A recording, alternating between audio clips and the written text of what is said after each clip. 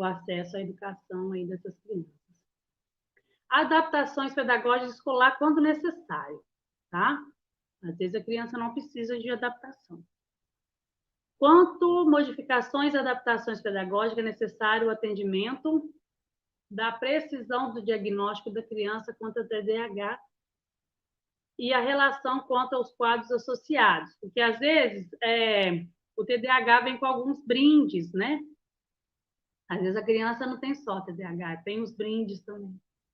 Tem a dislexia, tem a descalculia, né? A disgrafia, tem o TOD, às vezes tem o autismo, né? Então, tem alguns brindes aí, não só o TDAH. Tem criança que só tem o TDAH, mas tem crianças que têm outras comorbidades. Em relação às avaliações das tarefas de casa, é essencial o atendimento das demandas para poder interceder com propostas que auxiliam no processo de aprendizagem do TDAH. Né, as avaliações das tarefas de casa, não dá muita tarefa, porque eles têm, né, lembra que eu falei que eles têm dificuldades com prazos, né, dificuldade com tarefas muito longas, né? Espaçar a frequência e reduzir ao máximo a aplicação de provas formais previsíveis ao controle do tempo.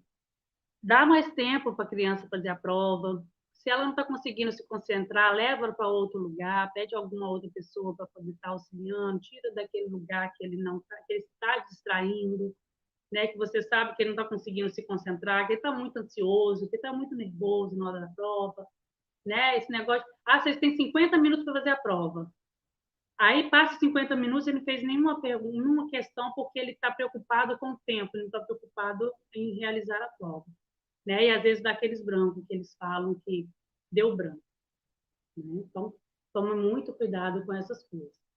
Diminuir a frequência de avaliações formais e oportunizar ambientes que possibilite mais envolvimento com criatividade, utilizando como critério avaliativo. Não dá só prova para avaliar, porque você já sabe que ele fica ansioso na prova.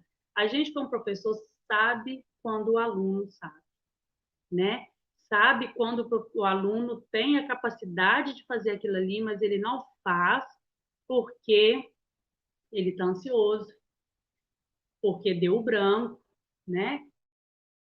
Então, vamos fazer um trabalhinho, vamos sentar em grupos, vamos fazer um trabalhinho dentro de sala de aula, uma atividade avaliativa, né? Vamos fazer né? Pensar na criança também. Dar outras oportunidades.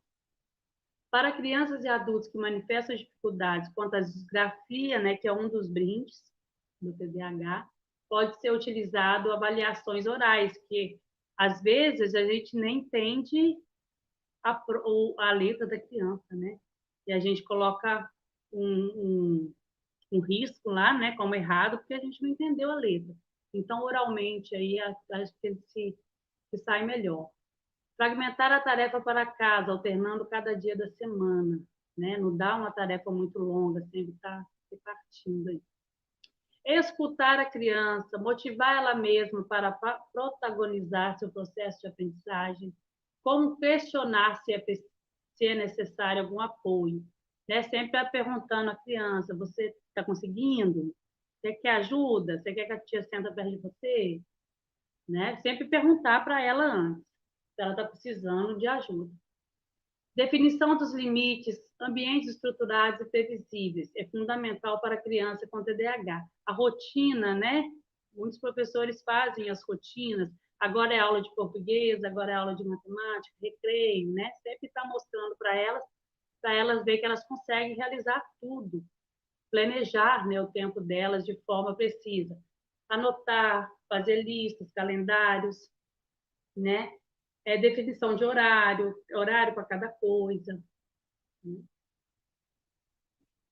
Instrumentações, das ações para que execute, divisão da tarefa em partes, a passos sequenciados, é uma das técnicas mais efetivas com crianças de TDAH. Eu já vi professores fazendo assim, trabalho de geografia. Primeiro você vai fazer isso, depois você vai fazer isso, né? Tá dando as pistas para ela fazer, né? Em sequência, os passos em sequências para ela. Isso, olha que legal. Muito bom, Glorinha. Sou professora de arte, aí eu passo desenho para eles, às vezes deixo desenho livre. Legal. Eu, na hora que eles estão lanchando, eu coloco uma musiquinha para eles ouvirem. Nela aqui, eu coloquei um exemplo aqui, meu horário de estudo. Né? Nós já temos o horário, né? A criança ela já sabe que dia que tem matéria de quê, aí ela coloca. Aí o professor coloca na sala de aula, nesse horário a gente vai fazer isso, nesse horário a gente vai fazer isso, esse horário é o recreio. Né? Lá no colégio que eu trabalho tem 1 hora é aula de tal, 1h50, né? São 50 minutos. E tem a hora do recreio. É importante que eles saberem, ó, a gente já fez isso, isso, isso, agora o próximo é o recreio. Né? Eles ficam perguntando toda hora. Toda hora. Criança com TDAH tem direito a atendimento com... Não, infelizmente não. Infelizmente, elas não têm direito à sala, né, de atendimento especializado. O que elas têm direito né, ao prazo maior para fazer prova, mas isso tudo é o professor, né, que caminha, mas direito a atendimento não, ainda não, infelizmente. Precisava, né? Tem crianças que têm os transtornos de aprendizagem.